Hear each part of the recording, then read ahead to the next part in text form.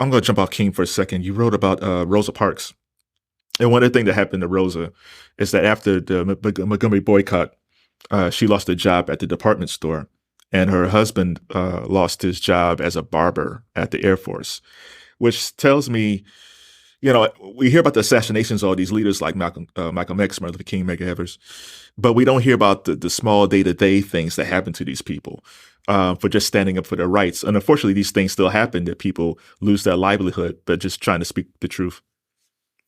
Yeah, Rosa Parks really suffered. Her husband lost her job, and then she felt really overlooked. She couldn't get a job with the Montgomery Improvement Association after the boycott got underway.